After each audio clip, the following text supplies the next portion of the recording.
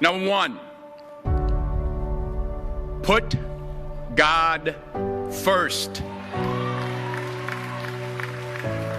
Put God first in everything you do. Everything that you think you see in me, everything that I've accomplished, everything that you think I have, and I have a few things, everything that I have is by the grace of God. Understand that.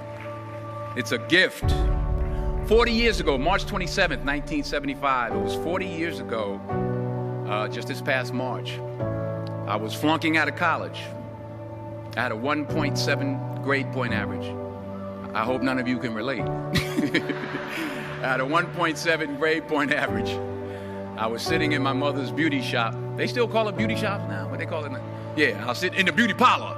I was sitting in my mother's beauty parlor, and I'm looking in the mirror, and I see behind me this woman under the dryer. And every time she looked up, every time I looked up, she was looking at me, just looking me in the eye. And I didn't know who she was, and I said, she said, somebody give me a pen, give me a pencil, I have a prophecy. March 27, 1975, she said, boy, you are gonna travel the world and speak to millions of people. Now mind you, I was flunked out of college. I'm thinking about joining the army. I didn't know what I was gonna do, and she's telling me I'm gonna travel the world and speak to millions of people. Well, I have traveled the world, and I have spoke to millions of people. But that's not the most important thing, the success that I had. The most important thing is that what she taught me and what she told me that day has stayed with me since. I've been protected, I've been directed, I've been corrected. I've kept God in my life, and it's kept me humble. I didn't always stick with him, but he always stuck with me. So stick with him in everything you do.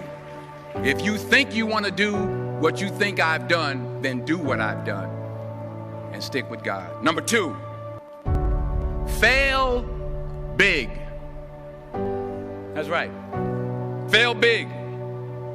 Today's the beginning of the rest of your life, and it can be very frightening. It's a new world out there. It's a mean world out there, and you only live once.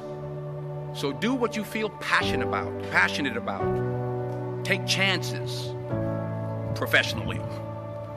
Don't be afraid to fail. There's an old IQ test, was 9 dots, and you had to draw 5 lines with a pencil within these 9 dots without lifting the pencil. The only way to do it was to go outside the box. So don't be afraid to go outside the box. Don't be afraid to think outside the box. Don't be afraid to fail big, to dream big. But remember, dreams without goals are just dreams, and they ultimately fuel disappointment.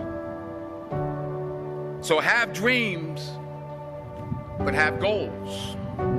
Life goals, yearly goals, monthly goals, daily goals. I try to give myself a goal every day.